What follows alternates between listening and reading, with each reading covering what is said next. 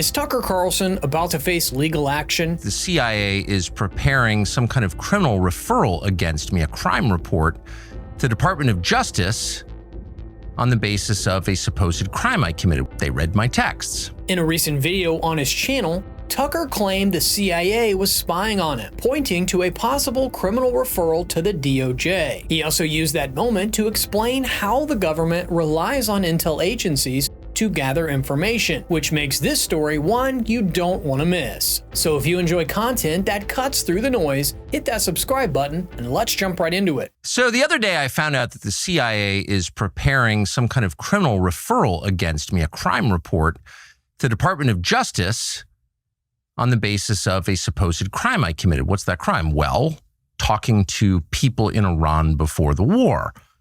They read my texts. So the crime under consideration apparently would be the Foreign Agent Act or something like that, acting as an agent of a foreign power. And I don't expect this to go anywhere. I'm not too worried about an actual criminal case against me for a bunch of reasons. One, I'm not an agent of a foreign power. Unlike a lot of people commenting on U.S. politics and global affairs, I have only one loyalty, and that's the United States, and have never acted against it. So that's not a concern. I've also never taken money from anybody. Don't need it, don't want it, and that's provable. And moreover, it's my job to talk to everybody all the time and try and figure out what's happening around the world. That's literally what I do for a living, and I'm not going to stop doing that. There's a lot to unpack here. First, after seeing this video dropped, Mark Caputo, Axios' White House correspondent, posted on X saying he talked to top administration officials who told him there's no CIA investigation, and he followed it up with, the DOJ and FBI are getting lots of citizen requests to investigate him regarding FARA. And that's easy to do because the Justice Department's own website encourages people to submit tips if they suspect someone is acting on behalf of a foreign government. Keep in mind, a few months ago, it was revealed that there was a previous FARA form tied to an interview with Qatar's prime minister, but that document clearly outlines no disbursements were necessary. In other words, it wasn't paid for. In fact, with all of the claims of Tucker's being funded by someone, in June of last year, it was revealed that he bought out all investors in his TCN network. I'm bringing this up for a couple of reasons, though, and they're pretty obvious. One is that countries tend to become more authoritarian in wartime. It's just the nature of war. People are dying. The stakes are high. People's emotions have risen to a very high point, to a crescendo. And so there's much less tolerance for any kind of dissent in the homeland. The irony, of course, is the United States fights wars on behalf of freedom, but there's always less of it here in our country during war. So that's a widely recognized phenomenon, and it's likely to happen now too.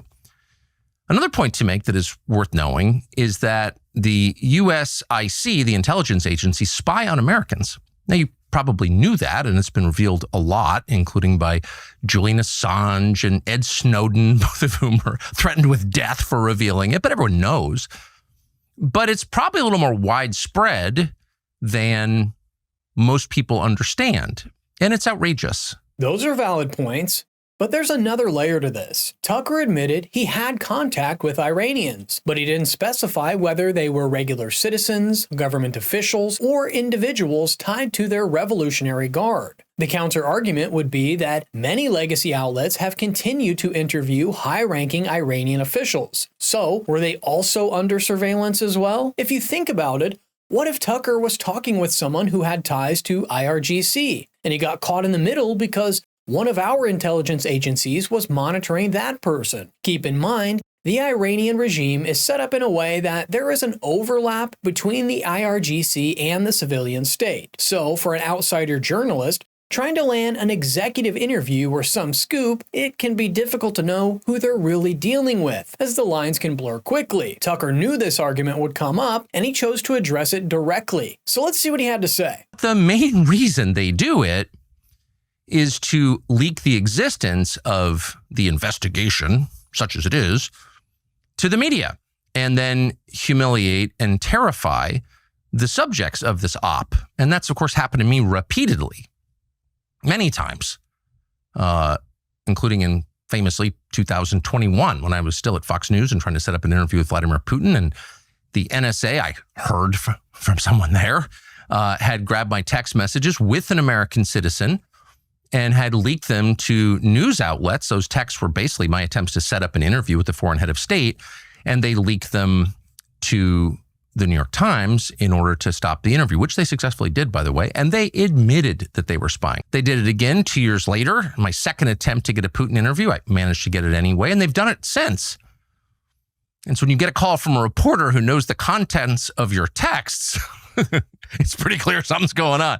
You know what's absurd? Back in 2021, when Tucker said the NSA accessed his messages, they initially outright denied it, saying Carlson has never been an intelligence target. But just 11 days later, an internal review led by the Inspector General found that Tucker was mentioned in communications between third parties and eventually unmasked. So, when you look at the current situation, it's fair to ask if something similar could be happening again, especially since Tucker himself said that he was talking to people in Iran before Epic Fury began. But this leads to something more serious. Although our government likes to deny it, everyone has come to accept surveillance as a fact of modern life. It's been happening for years now, and technology has made it easier than ever. Tucker took the opportunity to explain the dangers of that, warning about how far that reach can go. None of this, in my judgment as of right now, is a huge threat to me, so I'm not making this video to complain about it or whine or ask you to send me money because I'm under attack.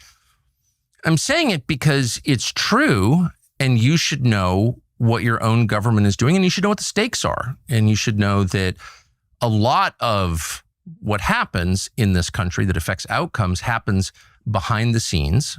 Some of it is legal, some of it is not, including what I'm describing now.